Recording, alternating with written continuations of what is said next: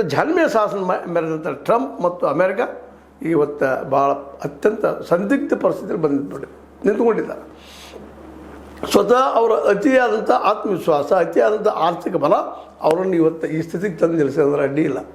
ಯಾಕಂದರೆ ಇರಾನಂಥ ಒಂದು ತೈಲಯುಕ್ತ ಸಂಪದ್ಭರಿತವಾದ ದೇಶ ಇವತ್ತು ಅನಿವಾರ್ಯವಾಗಿ ತನ್ನ ಉಳಿವಿಗಾಗಿ, ತನ್ನ ಅಳಿವನ್ನು ತಪ್ಪಿಸುವ ಸಲುವಾಗಿ ಇವತ್ತು ಎದ್ದು ನಿಂತದೆ. ಯಾವ ರೀತಿಯಾಗಿ ಎದ್ದು ನಿಂತದಪ್ಪ ಅಂತಂದ್ರೆ ಇವತ್ತು ಅಮೆರಿಕ ಅದನ್ನು ಬಗ್ಗಿಸ್ಲಿಕ್ಕೆ ಆಗಲಿಕ್ಕಿಲ್ಲ ಅನ್ನುವಂಥ ರೀತಿಯಲ್ಲಿ.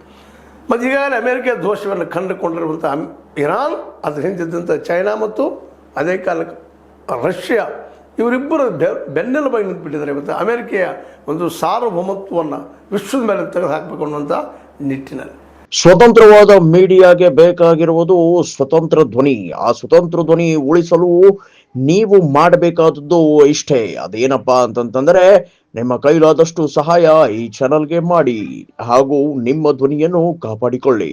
ಈ ದಿಶೆಯಲ್ಲಿ ಇವತ್ತು ಮಾತುಕತೆಗೆ ಅಮೆರಿಕ ಕರೆದರೂ ಸಹ ಎರಡು ವಿಷಯದಲ್ಲಿ ಅವ್ರು ಕಾಂಪ್ರಮೈಸ್ ಆಗಲಿಕ್ಕೆ ಸಾಧ್ಯ ಇಲ್ಲ ಅಂತ ಮಾತನ್ನು ಸ್ಪಷ್ಟವಾಗಿ ಹೇಳ್ತಾ ಇದ್ದಾರೆ. ಹೊರ್ಮುಜ್ ನಮ್ಮ ಕೈಲಿ ಉಳಿಬೇಕದು, ಆ ಜಲಸಂಧಿ, ಆ ಒಂದು ಏನಪ್ಪ ದಾರಿ ನಾವು ಬಿಟ್ಟು ಕೊಡೋದಿಲ್ಲ ಯಾರಿಗೂ. ಇದು ಒಪ್ಪಬೇಕು ಅಮೆರಿಕ. ಎರಡನೇದಾಗೆ ನಮ್ಮ ಯುರೇನಿಯಂ ಎನ್ರಿಚ್ಡ್ ಅದನ್ನು ಮುಟ್ಟುವಾಗಿಲ್ಲ ಅನ್ನುವಂಥ ಮಾತಿನ.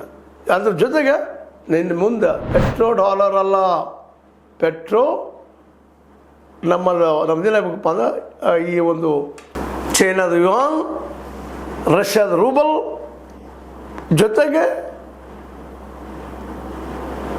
ಇರಾನದ ದಿನಾರ್, ಇವುಗಳ ಮೂಲಕ ಇದರೊಂದಿಗೆ ಕ್ರಿಪ್ಟೋ ಕರೆನ್ಸಿ ಮೂಲಕ ಇಡೀ ವಿಶ್ವದ ಅರ್ಥವ್ಯವಸ್ಥೆಯನ್ನು ತಮ್ಮ ಸುಪರ್ದಿ ತೆಗೆದುಕೊಳ್ಳುವಂಥ ಕೆಲಸವನ್ನು ಇವತ್ತು ಮಾಡ್ತಾ ಇದೆ. ಇದರಿಂದಾಗಿ ಸಹಜವಾಗಿ ಅಮೆರಿಕಕ್ಕೆ ತೊಂದರೆ ಆಗುವಂಥ ಎಲ್ಲ ಲಕ್ಷಣ